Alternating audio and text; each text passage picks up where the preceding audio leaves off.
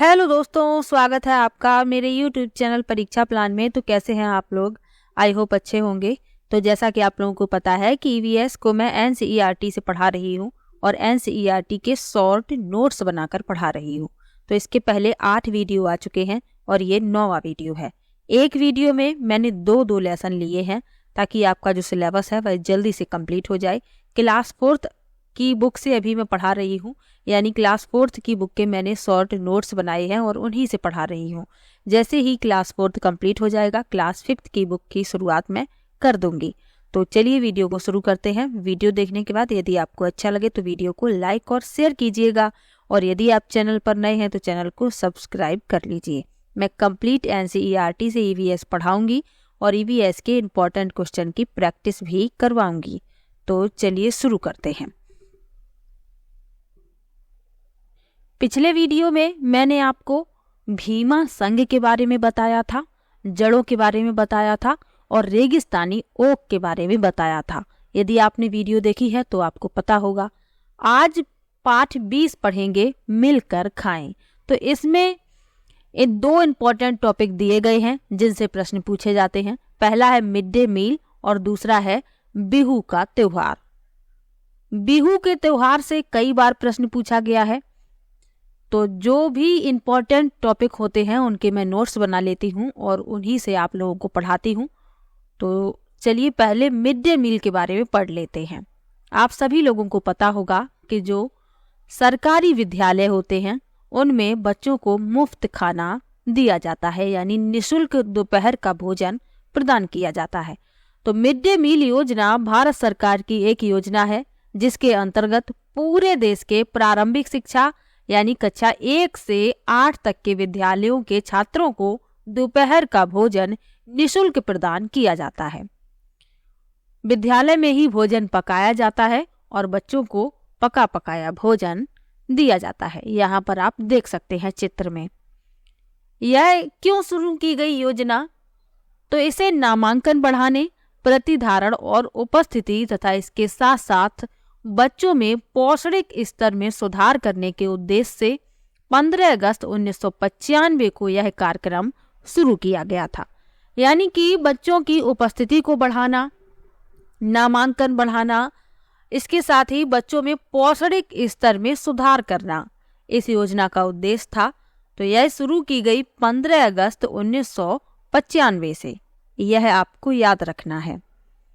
तो mid day meal के बारे में आपको इतना ही याद रखना है कि इसमें कक्षा 1 से 8 तक के विद्यालय के जो बच्चे हैं उनको दोपहर का भोजन निःशुल्क प्रदान किया जाता है और इसे 15 अगस्त 1995 में शुरू किया गया। ये तो आपको याद रखना ही है। तो इतना ही आपको मिड डे मील के बारे में याद रखना है जितना मैंने आपको बताया है। अब इसी लेसन में एक और इम्पोर्टेंट टॉपिक था बिहू का त्योहार। ये क्या है? तो ये असम का एक प्रसिद्ध त्योहार है। कब मनाया जाता है? तो यह माघ बिहू 14 और 15 जनवरी असमिया कैलेंडर के 10वें महीने माघ की प्रथमा एवं द्वितीया को मनाया जाता है। यानी कि यदि आप कैलेंडर के अनुसार देखेंगे तो 14 और 15 जनवरी, और असमिया कैलेंडर के अनुसार देखेंगे तो 10वें महीने माघ की प्रथमा एवं द्वितीया तिथि को। तो यह जो त्योहार है यह फसलों की कटाई से जुड़ा हुआ है।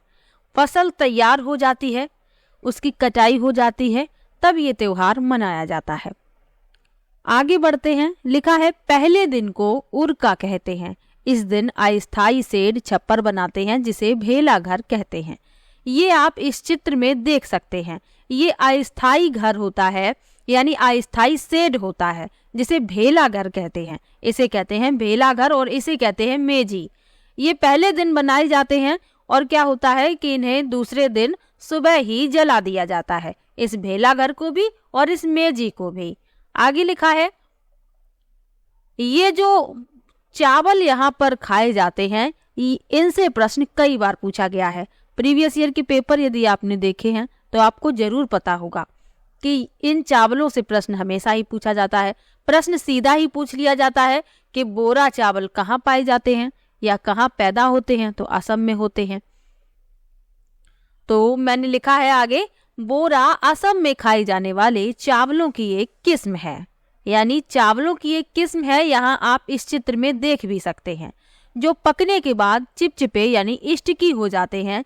यहाँ सामूहिक भोज का आयोजन होता है, तब बोरा चावल भी बनाए जाते हैं और चेवा चावल भी बनाए जाते हैं।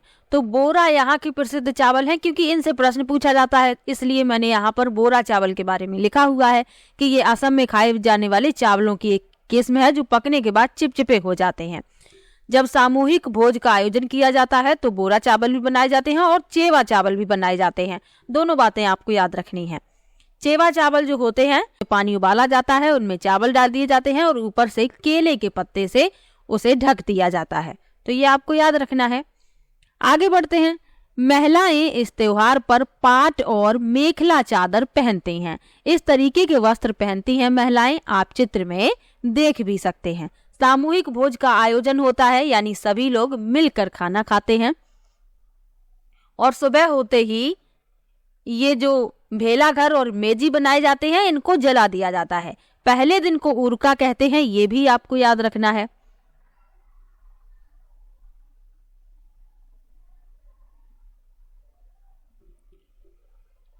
तो इस लेसन में दो टॉपिक थे जिनसे प्रश्न पूछे जाते हैं, एक था मिड डे मील और बिहू का त्योहार। दोनों के बारे में मैंने आपको बता दिया है। अब इसी लेसन में पाठ 23 भी पढ़ेंगे। ये पाठ 20 था जिसमें मैंने आपको मिड डे मील और बिहू के बारे में बताया। 21 और 22 में कोई भी ऐसा टॉपिक नहीं था जिनसे प्रश्न पूछ लिए जाते हों, तो मैंने उसके नोट्स नहीं बनाए हैं। पाठ 23 में एक टॉपिक दिया गया है पोचमपल्ली, और जिससे प्रश्न पूछा जाता है, कई बार पूछा गया है, तो आपको याद रखना है। क्या क्या याद रखना है, चलिए पढ़ लेते हैं। इसमें आपको पोचमपल्ली के बारे में बताया गया है। पोचमपल्ली एक कस्बे का भी नाम है और इस बुनाई का भी नाम पोचमपल्ली है।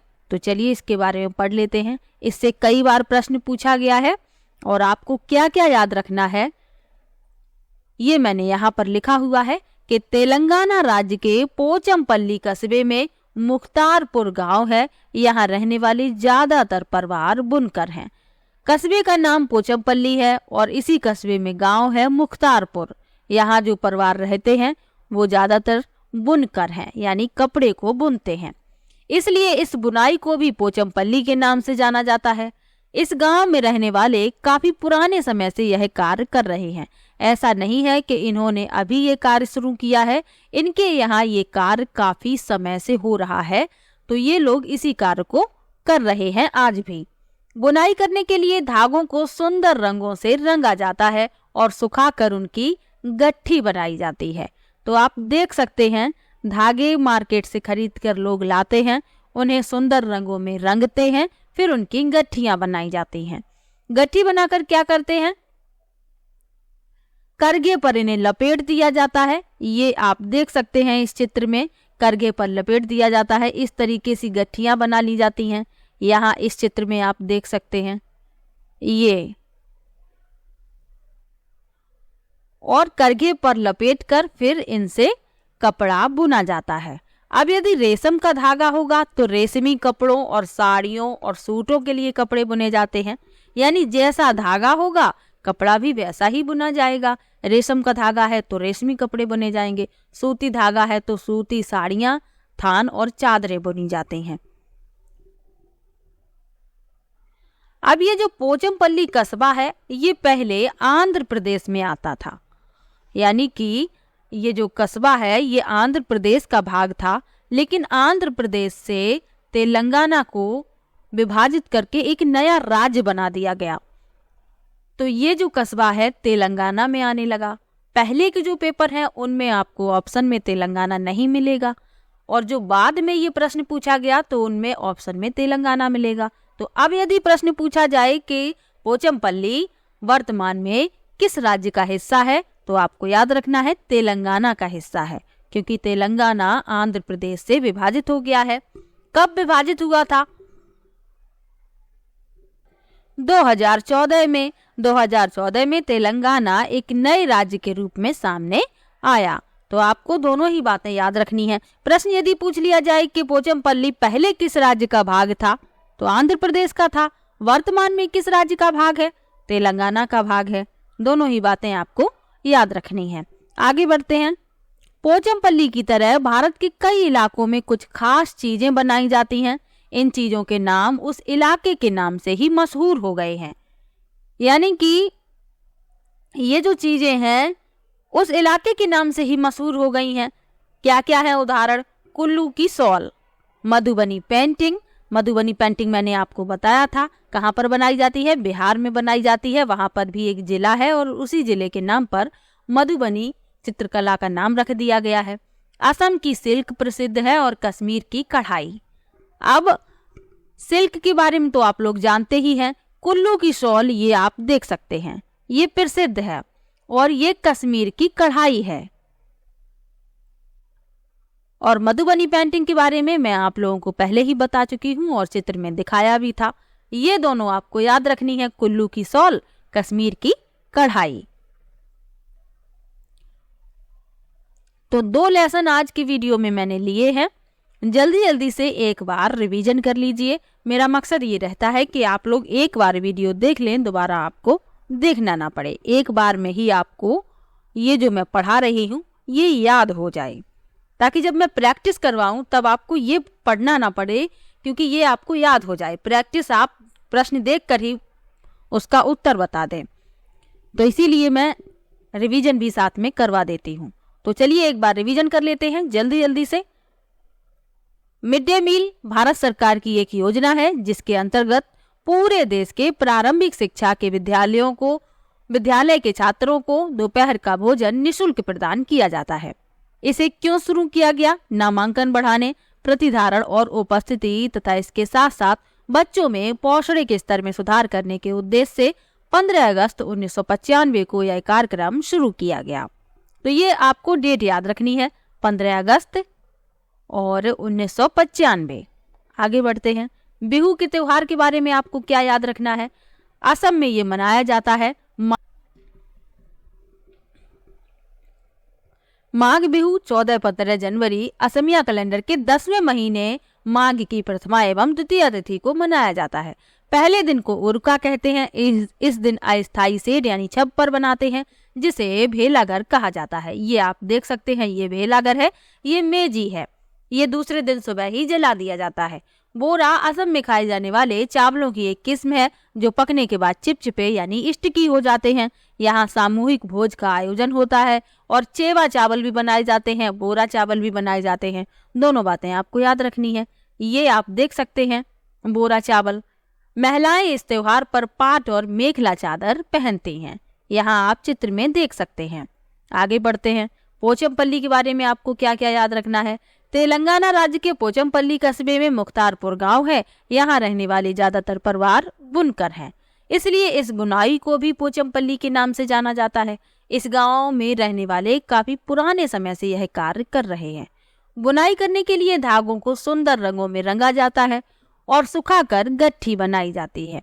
धागे की गट्ठियां करगे पर लपेटी जाती हैं, फिर इनसे कपड़ा बुना जाता है।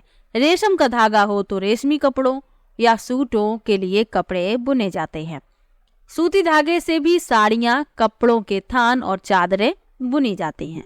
पोचमपल्ली की तरह भारत के कई इलाकों में कुछ खास चीजें बनाई जाती हैं। इन चीजों के नाम उस इलाके के नाम से ही मशहूर हो गए हैं। कौन कौन सी हैं वह चीजें? कुल्लू की शॉल, मधुबनी पेंटिंग, असम की सिल्क और कश्मीर की कढ़ाई। कुल्लू की शॉल और कश्मीर की कढ़ाई आप चित्र में देख सकते हैं।